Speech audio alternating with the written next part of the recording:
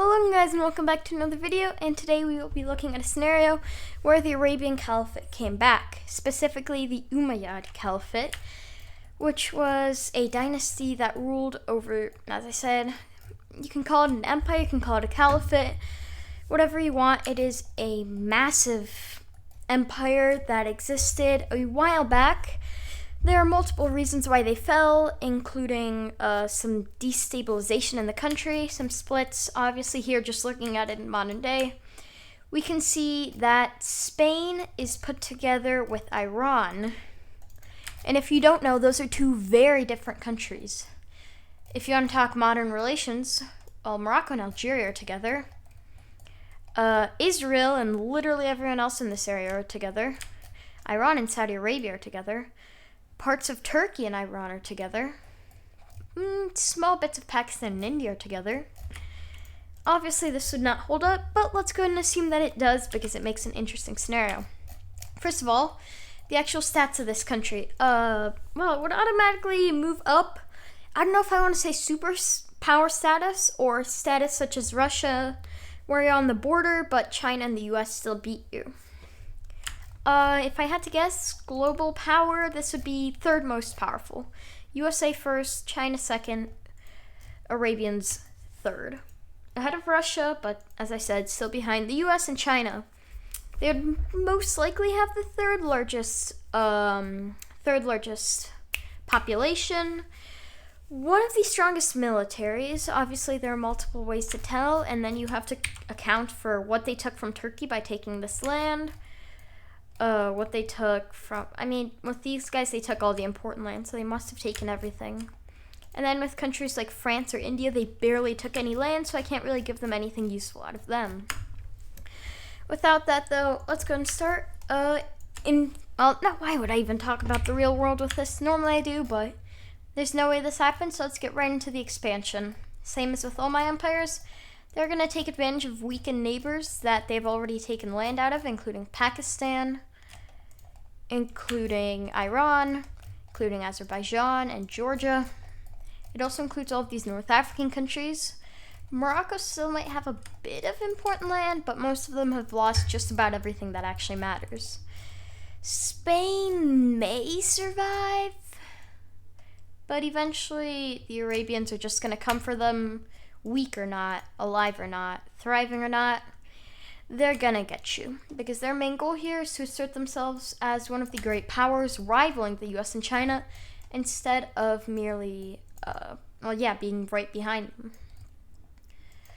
them. For influence, they'd most likely start their own sphere. Maybe some African countries would join, but with people seeing that their main focus is on expansion and expanding much, much more, I don't think many people would be looking to align themselves with them, especially if they're on their border, or I guess in their region that they want to expand into. Because allies or not, they're probably going to come and kill you. With that, strong countries in this, empire. Pakistan, very powerful. Egypt, also quite powerful. Saudi Arabia and Iran, very powerful as well. Some countries such as Algeria and Morocco. And in Europe, we have Spain, another great power. Besides that, we still have some other Northern African powers, such as Tunisia and Libya. We have Portugal. This has a lot of arguable in strength countries. But nevertheless, it is most likely the third most powerful. Although by military, I don't even know how Russia's still beating China. Says it does, so I'm gonna trust it, but might be a bit flawed. From there, they're gonna push up into their maybe not capitulated, but incredibly weak neighbors. That's gonna include what's left of Kyrgyzstan, Uzbekistan, and Turkmenistan. From there, maybe not the rest of Spain right now, but they will get to that eventually. For now, they're asserting their influence in Central Asia. Basically trying to tell the Chinese, get out, telling the Russians to get out, telling everyone else to get out, and telling them that Central Asia is now Arabian Asia. Arabian Central Asia, they'd probably still have the Central, but that has literally nothing to do with this. from there, they're gonna start to increase, well, everything. By economy, yeah, I'm guessing they're beating Japan at this point. They're number 3, still, as I said, behind China and the US, but very, very high up there. Over 5 billion, 5.5 maybe, 5.6, 5.7. Yeah, around there. And that number is only growing and expanding as they get more land. As I said, they'd most likely be comparable to China, but soon enough, they're going to hope to make China comparable to them. How are they going to do that? Expansion. Next up, they're going to annex Kazakhstan, which was already thinking of just submitting, but hey, they were invaded before they could tell them that they wanted to join them. From there, they will do what I've been talking about, invade Spain, capture Andorra, try to set up a powerful position in Europe so they aren't just seen as another Asian or African power. From there, Western Sahara falls, and they're going to attempt to form a bit of a North African state in them. Basically, there are leaked plans of the caliphate, or the empire, whatever you want to call it, wanting to expand into all of North Africa and unite all, I guess, Islamic peoples. Would this work? Definitely not. Will it here? Well, let's go ahead and find out. But first, we're going to finish up their easy expansion. Once again, they're trying to assert their influence, and I'm saying this way too much. Let's just get into the war. How's this war going to start? Well, if I'm being completely honest with you, it's just going to be an invasion. They're just going to say that they want to expand, and they're going to declare war on Sudan. Their other options were probably Mauritania, as here they'd have to push through desert before they could get to any important lands. So they invade Sudan. What did they not see coming? Well, you know those leaked plans I talked about? Yeah, now everyone's against them. They all basically just decide that if they're gonna die, well, they already know they're all gonna die, so why not die trying to survive? How's this gonna start? Well, just literally the Arabians pushing down to Sudan, down the coast and into Eritrea, who, you know, they just happen to have troops right there. Definitely not already ready for an invasion. No, of course not. They then push all across the border, but once again, useless desert, important river right here. What are they going to choose? The important river. They cut Sudan into 2, pushing around the Nile, and meet up with South Sudan that gives them some access, limited access. With that, well, Sudan's dead, and Eritrea died a long time ago. Now they can push into some more important parts. What has the blue team been up to? Well, they've been up to pushing into a random desert. They decide, hey, these guys don't even know we're attacking them at this point. Why not just try and get as much land as we can and get a peace treaty? Of course, this isn't going to work because these are expansionist powers and you cannot reason with them. They're just going to want war. How's this going to end for them? Very badly, as, once again, definitely not because they were prepared to invade Mauritania right after this war or anything. They have troops, well, decent amount of troops on way or in Western Sahara that they can now use to push down into Mauritania. With this, the blue team is the world is very angry at them. They are expanding. They are trying to assert their position as a power. The US, honestly, I don't think they do anything. Why is that? Well, these guys have something called this region, and they also have something called the entire Middle East and North Africa, which, if you didn't know, controls a lot of the world's oil supplies. At this point, I wouldn't be surprised if they had, 40% of it? Would not be surprised. 30 to 40, if I had to guess. They're pushing more and more into Africa, so they're only going to get more of that percent. And does the world really want to lose 30 to 40% of its entire oil supplies? I doubt they're that stupid. Actually, a lot of the countries would most likely try and get good relations despite these guys' expansionist policies to get in on that sweet, sweet oil.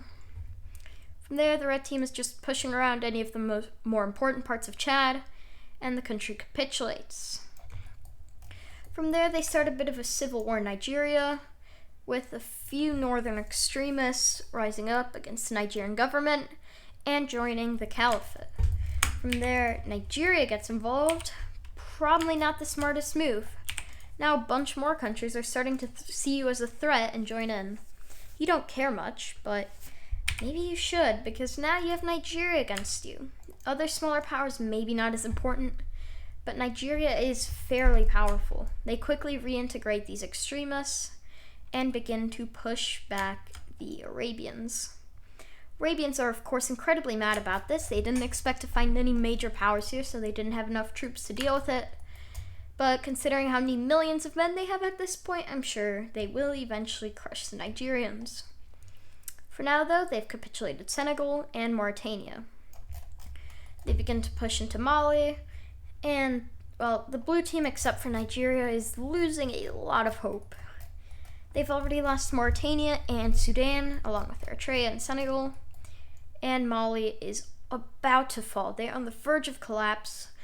The blue team does one major counteroffensive to try and save them. Of course, they completely ignore Burkina Faso's cries for help, but they try their best to save Mali. This goes decently. They're sending a lot of men in there, but they fail to encircle the red team, and they get pushed right back out until the the government from Mali surrenders. Burkina Faso's next, and soon enough Nigeria is starting to fall. Over here with Nigeria, now that they're facing two fronts, and the Umayyads have, sent more troops, reinforced their divisions, they are getting pushed, the Nigerians are getting pushed back.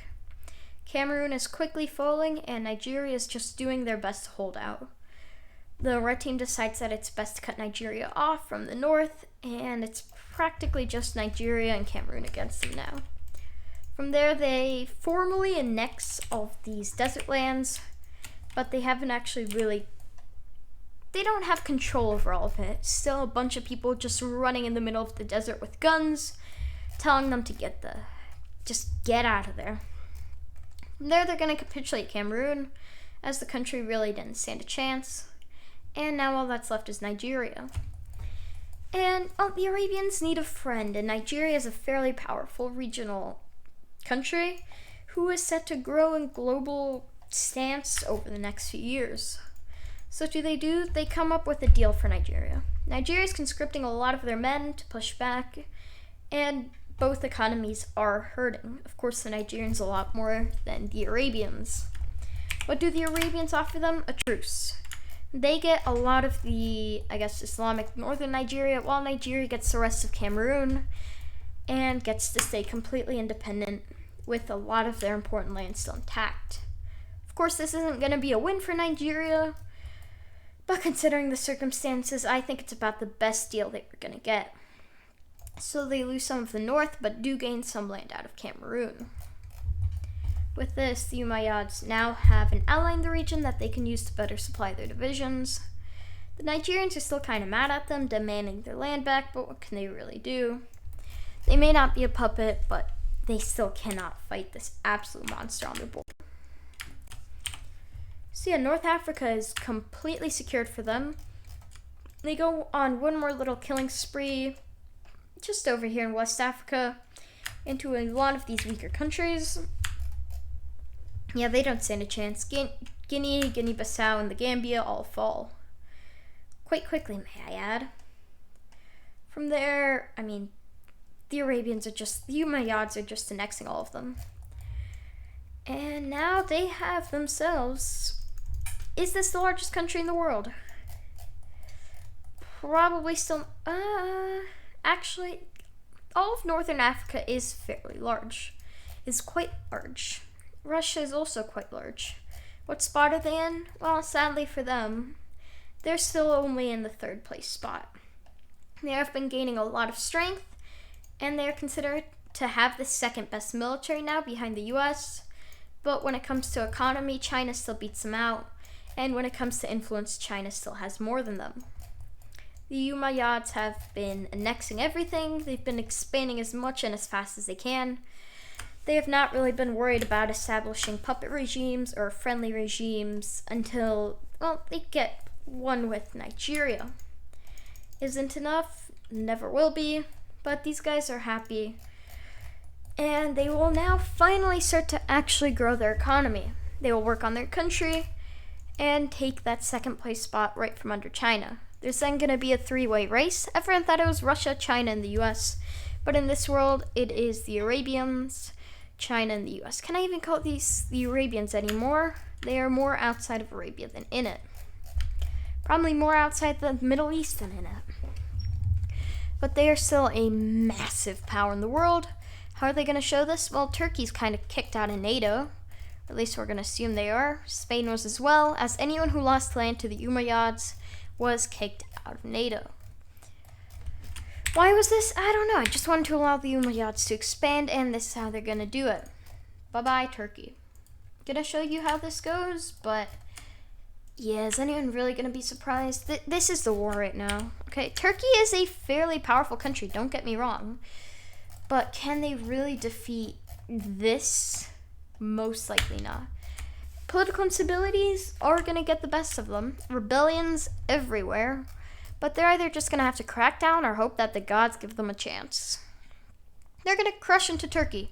I know, mountains, rivers, yeah, it doesn't really matter.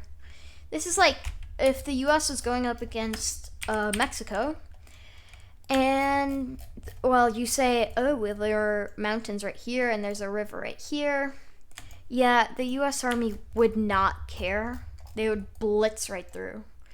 And now that's what the Arabians are doing to the Turks. How's this gonna go? Well, a total and absolute victory. This time they are gonna set up a small puppet regime, as, well, Turkey would just be too difficult to control fully. But they're going to take all of the south and only set up a small client state, small puppet state. Which is, I mean, yeah, it's not very powerful, is it? It's probably, if it had all of its strength back from everything it had before any wars, just with the land lost, it would be around where maybe Romania is. But with the land lost, they're definitely down to Bulgaria. With that, though, I think I'm going to end it here. If we look at how large they are, would I like to say? Yeah, I'd like to say that they're the largest country. By economy, they're still only in third, but they are now fighting China and the US for that number 1 and number 2 spot. And when it comes to influence, they're also trying to fight their way in there. With that, I hope you enjoyed this video, and I'll see y'all next time. Bye.